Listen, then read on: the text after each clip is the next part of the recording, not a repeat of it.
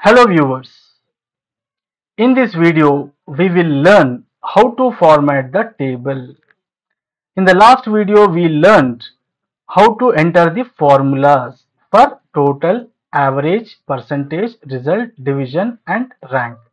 In this video we will learn how to format.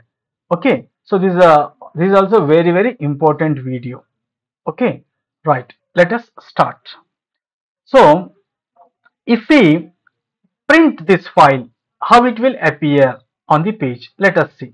So if you are using mouse, where should we go? We should go to file tab and we have to click the print command. Here we will see, but all the time if we go to file tab and searching for print command, clicking it is a long process.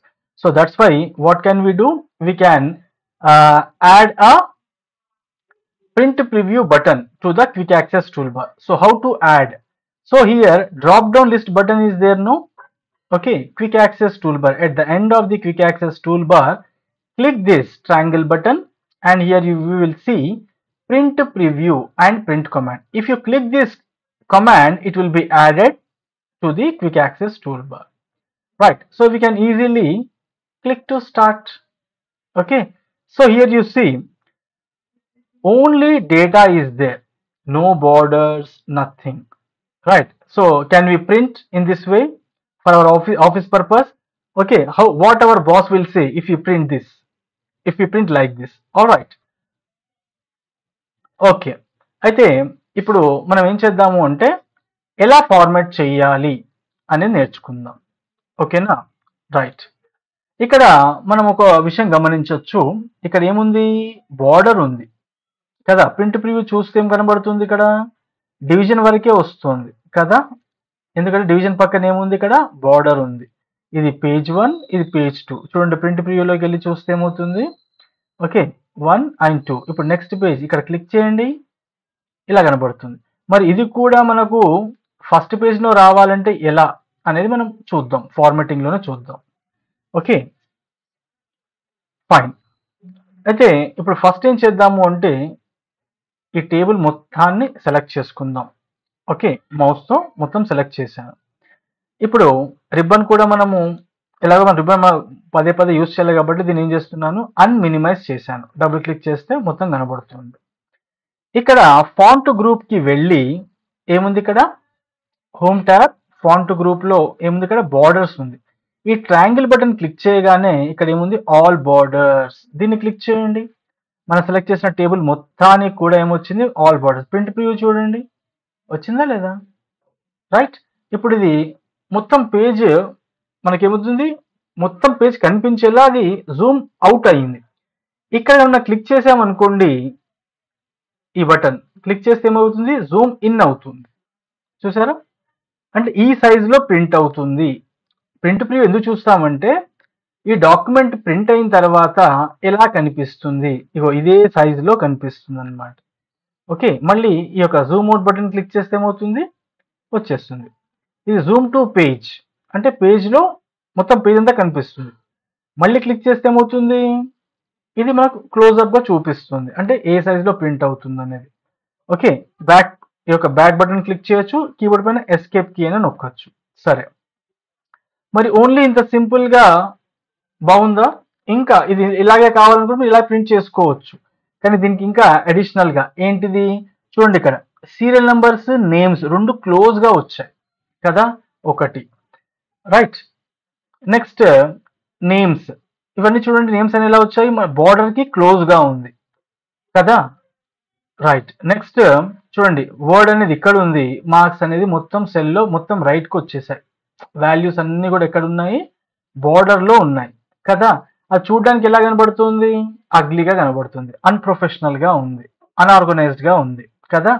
మరి ఇప్పుడు ఇదంతా ఆర్గనైజ్డ్గా చేయాలి అంటే ఏం చేయాలి మనం చూస్తాం. అలాగే నేమ్స్ ఎలాగైతే లెఫ్ట్ అలైన్మెంట్లో బార్డర్కి ఎలా ఉన్నాయో, రిజల్ట్ డివిజన్ కూడా అలాగే బార్డర్కి ఉన్నాయి. ఇక ర్యాంక్ అనేది అది కనిపించట్లేదు మనకి, ఎందుకంటే నెక్స్ట్ పేజ్లో వచ్చింది కాబట్టి. అయితే ఇక్కడ మనం ఏం చేద్దాము, ఇక్కడ సీరియల్ నెంబర్ చూడండి, ఇంత స్పేస్, ఓన్లీ 3 లెటర్సే ఉన్నాయి, దానికి ఇంత స్పేస్ ఇంత విడ్త్ అవసరమా? లేదు. ఆ తగ్గించేసుకుంటే ఏమవుతుంది, అది ఇక్కడికి వచ్చేస్తుంది. ఎక్కడైతే ఎక్స్ట్రా స్పేసెస్ తీసుకున్నామో అప్పుడు అక్కడ నుంచి తగ్గించేస్తే అది ఇక్కడికి వచ్చేస్తుంది. అది నెక్స్ట్ చూద్దాం. ఓకే, అండ్ ఇంకా ఏం చూడొచ్చు, ఇక్కడ ఇంకా ఏం చేయాలి, ఇక్కడ రోస్ చూడండి అన్ని కూడా దగ్గరగా ఉన్నాయి అవునా, ఒకదానికొకటి ఏమున్నాయి, దగ్గరగా ఉన్నాయి. ఇది కూడా ఏం చేయాలి, మనము స్పేసింగ్ ఇవ్వాలి. ఒక రోకి ఇంకో రోకి మధ్యలో స్పేసింగ్ ఇవ్వాలి. అండ్ నెక్స్ట్ ఇవన్నీ ఇలా అతుక్కోకుండా చేయాలి. ఇలా మొత్తం రైట్ ఎలిమెంట్ లో బార్డర్ కి క్లోజ్ గా ఉంది, ఇవన్నీ సెర్చ్ చేయాలి. ఎలా చేయాలో చూద్దాం. ఓకే, ఫస్ట్ ఏం చేద్దాము అంటే ఈ యొక్క బోర్డర్స్ ని సెలెక్ట్ చేసుకొని దీనికి ఫాంట్ గ్రూప్ లో ఫిల్, ఓకే, గ్రే కలర్. మీరు కలర్స్ కావాలంటే కూడా ఇచ్చుకోవచ్చు. నేను కలర్స్ ఎందుకు ఇవ్వట్లేదు అంటే మనము కలర్ లో ప్రింట్ చేయం కదా, అందుకోసమే గ్రే యూస్ చేస్తున్నాను. ఓకే, కలర్ లో ప్రింట్ చేయం, ఏ ఆఫీస్ లో కూడా కలర్ లో ప్రింట్ చెయ్యరు, అందుకోసమే ఇలా చేస్తున్నాను. ఓన్లీ మీరు పీడిఎఫ్ చేసి పంపిస్తున్నారు, ఓకే, మెయిల్ చేస్తున్నారు అని అంటే ఏం చేయొచ్చు, మీరు చేసుకోవచ్చు. కానీ ప్రింటింగ్ ఏం చేస్తాం, మనము గ్రే స్కేలే యూస్ చేస్తాం.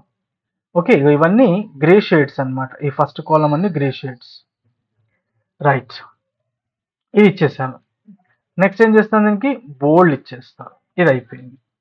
ఇక నెక్స్ట్ సీరియల్ నంబర్. ఈ కాలం విడ్త్ ఎక్కువగా ఉంది కదా, ఏం చేస్తాను, దీన్ని అడ్జస్ట్ చేస్తాను. ఆటోమేటిక్ అడ్జస్ట్మెంట్, ఇది కూడా మనం ప్రీవియస్ వీడియోలో నేర్చుకున్నాం. ఈ కాలం ఎడ్జ్ పైన డబుల్ క్లిక్ చేయండి. ఏమైపోయింది, ఈ కాలంలో లార్జెస్ట్ డేటా ఏదైతే ఉందో దాని ప్రకారం ఏమైపోయింది, ఆ కాలం విడ్త్ అనేది ఆటోమేటిక్గా అడ్జస్ట్ అయింది కదా. మరి ఇంత విడ్త్ తీసుకోవాలన్నా నేను, లేదు కదా, అయితే ఏం చేస్తాను, నేను డ్రాగ్ చేస్తాను. ఓకే, కాలం ఎడ్జ్ పైన మౌస్ పాయింటర్ పెట్టేసేసి ఇలా డ్రాగ్ చేస్తాను. ఎంత కావాలి, ఎంత సరిపోతుంది. దీనిలో ఎంత ఉంది డేటా, ఓన్లీ 1 డిజిటే కాబట్టి సరిపోతుంది. అయితే సీరియల్ నెంబర్ పైన మనము క్యాలిక్యులేషన్ చేస్తామా, చెయ్యం. కాబట్టి ఏం చేయొచ్చు, మనము సెంటర్ తీసుకోవచ్చు. వీటిని మనం ఎప్పుడు కూడా సెంటర్ తీసుకోకూడదు, ఎందుకంటే ఇవన్నీ క్యాల్కులేటెడ్ వాల్యూస్ కదా, ఇవన్నీ క్యాలిక్యులేట్ చేస్తాం. కాబట్టి ఎప్పుడు కూడా దీన్ని సెంటర్ చేయకూడదు. ఓకే, సీరియల్ నంబర్ ఇది క్యాలిక్యులేట్ చేయం కాబట్టి ఇది ఎలా పెట్టుకున్నా ఓకే. రైట్, నెక్స్ట్ ఏంటి, ఇప్పుడు ఇక్కడ రోస్ ఉన్నాయి కదా, ఇవన్నీ కూడా ఎలా కావాలి, మనకి గ్యాప్ రావాలి.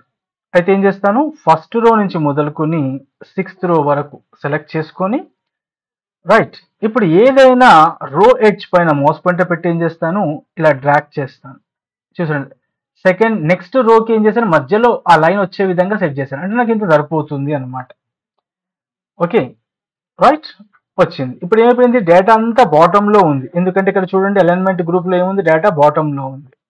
అదే కనుక మీరు ఇలా మిడిల్ ఇచ్చారనుకోండి, డేటా అంతా ఏమైపోతుంది, చూడండి మిడిల్లో వచ్చేసింది, సెల్ మిడిల్లో వచ్చింది. ఓకే, ఇది యూజ్ చేయడం మర్చిపోవద్దు. ఓకే, ఇంత లుక్ బాగుంది చూడండి ఇప్పుడు. రైట్, ఓకే, మరి ఇప్పుడు నెక్స్ట్ ఏం చేయాలి, ఈ నేమ్స్ ఉన్నాయి కదా, ఈ border కి క్లోజ్ గా ఉంది. రైట్, అయితే ఏం చేస్తా, సెలెక్ట్ చేసేసి ఏం చేస్తాను, ఇంక్రీజ్ ఇండెంట్ ఇవ్వాలి. అప్పుడు ఏమైపోయింది చూడండి, ఇక్కడ నుంచి కొంచెం మూవ్ అయ్యింది డేటా, ఇక్కడ ఇండెంట్ వచ్చేసింది. మరి ఇక్కడ డేటా హైడ్ అవుతుంది కదా, అప్పుడు ఏం చేస్తాను, ఇక్కడ ఈ కాలం ఎడ్జ్ పైన డబుల్ క్లిక్ చేస్తాను. ఓకే, ఏమైపోయింది, ఇప్పుడు అడ్జస్ట్మెంట్ అయింది. ఇప్పుడు లుక్ బాగుంది కదండి.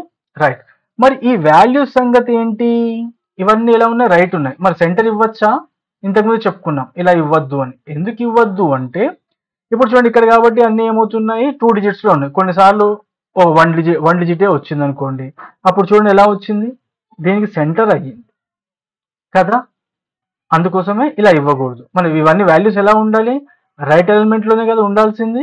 రైట్, అందుకోసం ఏం చేయాలి, మనము దీన్ని రైట్ ఎలిమెంట్ లోనే ఉంటూనే ఏం చేయాలి, దాన్ని మనం సెంటర్ చేసుకోవాలి. ఎలా చేయాలి, మళ్ళీ ఇంతకుముందు ఇక్కడ చేసినట్టుగానే ఏం చేయాలి, ఇంక్రీజ్ ఇండెంట్. ఇప్పుడు క్లిక్ చేశాను, మళ్ళీ క్లిక్ చేశాను, సెంటర్ అయ్యింది. కానీ ఏ ఎలిమెంట్ లో ఉంది, ఇక్కడ లెఫ్ట్ లో ఉంది. కానీ నంబర్స్ ఎప్పుడు కూడా ఎలా ఉండాలి, రైట్ అలైన్. ఇప్పుడు చూడండి సెంటర్ లో ఉన్నాయి కదా, సెల్ కి సెంటర్ లో వచ్చాయి. నెక్స్ట్ రైట్ ఎలిమెంట్ లో ఉన్నాయి. ఎలా తెలుస్తుంది రైట్ ఎలిమెంట్ లో ఉందని, ఇప్పుడు చూడండి ఇంతకుముందు చేసినట్టుగా ఇప్పుడు నేను టైప్ చేస్తాను. ఇప్పుడు చూడండి ఎలా వచ్చింది, రైట్ ఎలిమెంట్ లో వచ్చిందా లేదా, దట్స్ ఇట్. ఓకే, ఇలా చేసుకోవాలి. నేమ్స్ కూడా కొందరు ఏం చేస్తుంటారు, దీన్ని సెంటర్ చేస్తుంటారు. ఇలా చూడండి, ఇలా జిగ్జాగ్ గా వచ్చింది చూస్తున్నారా, ఇలా ఎక్కువ ఎక్కువ తక్కువ ఇలా జిగ్జాగ్ వస్తుంది. అయితే ఇలా చేయకూడదు. ఏం చేయాలి, మనము ఇంక్రీజ్ ఇండెంట్ అనేది యూజ్ చేయాలి. ఓకేనా, ఇది ఇంతవరకు అయిపోయింది. మళ్ళీ ఇప్పుడు నెక్స్ట్ ఏం చేయాలి, ఈ పాస్ కదా, ఇది కూడా మనకు ఎలా రావాలి, పాస్ కానీ డివిజన్ కానీ. ఓకే, ర్యాంక్ కూడా మనం ఏం చేయొచ్చు, సెంటర్ చేసుకోవచ్చు. కాకపోతే దానిపైన కూడా ఏమవుతుంది, జిగ్జాగ్గా అనేది రాకూడదు కాబట్టి ఏం చేద్దాం, మనం ఇంక్రీజ్ ఇండెంట్ ఇచ్చేద్దాం. ఓకేనా, వచ్చేసింది, దీనికి స్పేస్ వచ్చేసింది. ఓకే, ఇది ఇంకొంచెం ఎక్కువగా ఇవ్వాలనుకుంటే దాన్ని ఒక్కటి మాత్రం సెలెక్ట్ చేసుకుని చేయండి, ఇంక్రీజ్ ఇండెంట్ ఇవ్వండి, కరెక్ట్గా సెంటర్ వచ్చింది. ఇంకొంచెం ఇచ్చి చూడండి. ఓకే, తగ్గించండి, ఎక్కువ ఇచ్చారనుకోండి తగ్గించవచ్చు. డిక్రీజ్ ఇండెంట్, ఇది ఇంక్రీజ్ ఇండెంట్, ఇది డిక్రీజ్ ఇండెంట్, ఇలాగా. ఓకేనా, నెక్స్ట్ అదంతా బాగానే వచ్చింది కదా. ఇప్పుడు నెక్స్ట్ ఏంటి, పర్సంటేజ్. ఇక్కడ చూడండి, పర్సంటేజ్ దీంట్లో ఉన్నది 2 digits మాత్రమే, కానీ ఈ యొక్క హెడ్డింగ్ ఎలా ఉంది, లార్జ్గా ఉంది కదా. మరి అప్పుడు ఏం చేయాలి, దీన్ని ఎన్ని విధాలుగా దాన్ని సెట్ చేయొచ్చో చూద్దాం. ఇప్పుడు దీన్ని ఏం చేద్దామంటే అలైన్మెంట్ డైలాగ్ బాక్స్లోకి వెళ్దాం. అంటే ఫార్మాట్ సెల్స్ డైలాగ్ బాక్స్, ఈ యొక్క యారో క్లిక్ చేస్తే ఫార్మాట్ సెల్స్ డైలాగ్ బాక్స్ వస్తుంది. ఇక్కడ ష్రింక్ టు ఫిట్ ఇది క్లిక్ చేసి ఓకే చేస్తే ఏమవుతుంది, ఈ డేటా ఎంతైతే ఉందో ఈ సెల్లో మొత్తం కనిపించేలా ష్రింక్ అవుతుంది అనమాట. ఇలా మీరు సెట్ చేసుకోవచ్చు. పర్వాలేదు అనుకుంటే ఉంచుకోవచ్చు, లేదు అదే సైజులో ఉండాలి అని అలా అనుకున్నారు అనుకోండి, మళ్ళీ ఇప్పుడు వెంటనే కాబట్టి అండు చేసుకోవచ్చు, వచ్చేస్తుంది. అదే తర్వాత అయితే ఏం చేయాలి, మళ్ళీ ఈ డైలాగ్ బాక్స్లోకి వెళ్ళేసేసి ఈ చెక్ బాక్స్ని క్లియర్ చేసి ఓకే చేయాలి. ఓకే, మరి ఇప్పుడు దీన్ని ఏం చేయాలి, ఇదే సైజులో కావాలన్నప్పుడు ఏం చేస్తాం, దీన్ని ఇక్కడ చూడండి ర్యాప్ టెక్స్ట్ ఉంది, ఆ సెల్ని క్లిక్ చేసి ర్యాప్ టెక్స్ట్ క్లిక్ చేయండి. దీంట్లో పై లైన్లో వచ్చినంత వచ్చేసి మిగతాది నెక్స్ట్ లైన్, ఇక్కడ ఇంకా ఉందనుకోండి మళ్ళీ నెక్స్ట్ లైన్, ఇలా వస్తుంది అనమాట ర్యాప్ టెక్స్ట్. ఓకేనా, ఇలా చేసుకోవచ్చు మీరు, రైట్, అలాగనమాట. సో ఇప్పుడు ఇది చూడండి, ఇది లెఫ్ట్ అలైన్మెంట్లో ఉన్న హెడ్డింగ్స్ అన్నీ కూడా, మరి ఇవన్నీ కూడా సెంటర్లో కావాలంటే ఏం చేయొచ్చు, అన్ని హెడ్డింగ్స్ని సెలెక్ట్ చేసుకొని సెంటర్ బటన్ క్లిక్ చేయండి, అయిపోయింది. కానీ ఇక్కడ ఏజ్ పర్సెంటేజ్ అనేది ఏమవుతుంది, ఇక్కడ కొంచెం స్పేస్ లేదు దానికి, ఇలా పైన కిందలా స్పేస్ అనేది లేదు. అప్పుడు ఏం చేయాలి, మనము ఈ రో హెడ్డింగ్ ఫస్ట్ రోనే ఉంది కదా డేటా, అది ఆ రో కింద మనము ఇక్కడ డబుల్ క్లిక్ చేస్తే ఏమైపోతుంది, అది ఆటోమేటిక్గా అడ్జస్ట్ అవుతుంది. మీరు అలా చేసుకోవచ్చు, దీనిలో మీరు డ్రాగ్ చేసి కూడా చేయొచ్చు, మీకు కావాల్సినంత ఎంత కావాలి అనేది మీరు డ్రాగ్ చేసి కూడా చేయొచ్చు. ఓకే, డబుల్ క్లిక్ అంటే ఏమవుతుంది, అక్కడ ఉన్న డేటా బట్టి అది ఆటోమేటిక్గా ఫిట్ అవుతుంది అనమాట. ఓకే, మీ ఇష్టం. సో ఈ విధంగా మనం ఏం చేయొచ్చు. అలాగే పవర్ పాయింట్ని కూడా సేమ్ ఇలాగే చేసుకోవచ్చు. ఇక పవర్ ఒక లైన్లో, పాయింట్ ఒక లైన్లో అలా కావాలనుకుంటే ఏం చేయాలి, పవర్ పక్కన డబుల్ క్లిక్ చేసి స్పేస్ ఇవ్వండి, రైట్, ఇలా చేసుకోవచ్చు. పర్సెంటేజ్ కూడా మీరు ఏం చేయొచ్చు, పర్సెంటేజ్ అనే టెక్స్ట్ కాకుండా పర్సెంట్ సింబల్ ఇచ్చేసి AGE అని కూడా మీరు టైప్ చేసుకోవచ్చు. ఓకేనా, ఇలాగనమాట, రైట్. సో ఇప్పుడు ఏం నేర్చుకున్నామండి, ఈ టేబుల్లో ఎలా టేబుల్ని ఫార్మాట్ చేయాలి, ఇది ఆర్గనైజ్డ్ అనమాట, ప్రొఫెషనల్గా ఇలా చేయాలన్నమాట. ఓకే, మీరు చూసుంటారు కొన్ని ఆఫీసెస్లో అంత జిగ్జాగ్గా ఉంటుంది. ఓకే, అలా చేయకూడదు, ఇది కరెక్ట్ మెథడ్ అనమాట. సో ఇది బాగా ప్రాక్టీస్ చేయండి. ఇది కనుక మీరు వచ్చిందనుకోండి ఫార్మాటింగ్, సూపర్. ఓకేనా, రైట్. అయితే ఇప్పుడు ఈ ఫార్మాటింగ్ అయితే ఉంది అంతా కస్టమ్ ఫార్మాటింగ్. కస్టమ్ అంటే ఏంటి, మాన్యువల్గా చేసాం. అయితే మరి ఇక్కడ మనం మరో విషయం ఇక్కడ చేయాల్సింది, ర్యాంక్ అనేది ఇందులోకి రావాలి కదా. అప్పుడు ఏం చేద్దాము అంటే ఇక్కడ ఎక్కడెక్కడైతే మనము స్పేస్ ఎక్కడెక్కడ ఎక్కువైతే ఉందో అక్కడ ఏం చేయొచ్చు, మనం తగ్గించేద్దాం. ఇప్పుడు కానీ 2 digitsే కదా, ఈ మూడింటిని సెలెక్ట్ చేస్తున్నాను, మూడింటికి కూడా సేమ్ విడ్త్ కావాలి కాబట్టి ఏం చేశాను, హెడ్డింగ్స్ పైన డ్రాగ్ చేశాను. చూడండి ర్యాంక్ అనేది వచ్చేసింది, ఇక్కడ తగ్గించడం వల్ల దానికి ఇక్కడ సరిపోయింది. ఇలా మనం అడ్జస్ట్ అనేది చేసుకో. ఇప్పుడు ప్రింట్ ప్రివ్యూ చూడండి ఎలా ఉంది, లుక్ బాగుంది కదండి, రైట్, ఇలాగనమాట. ఓకేనా, ఇలా మీరు చేసుకోవచ్చు.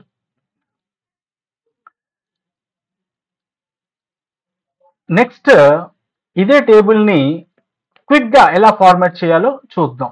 ఇప్పుడు ఇంత కష్టపడ్డాం కదా ఇదంతా ఫార్మాట్ చేయడానికి. ఇప్పుడు ఏం చేస్తానంటే ఇదే టేబుల్ని నేను కాపీ చేసుకుంటాను. ఎలాగా, కంట్రోల్ కీ నొక్కి దీన్ని ఇలా డ్రాగ్ చేస్తాను, ఏమైపోయింది, వచ్చింది చూడండి. ఇది టేబుల్ 1, ఇది టేబుల్ 2, రైట్.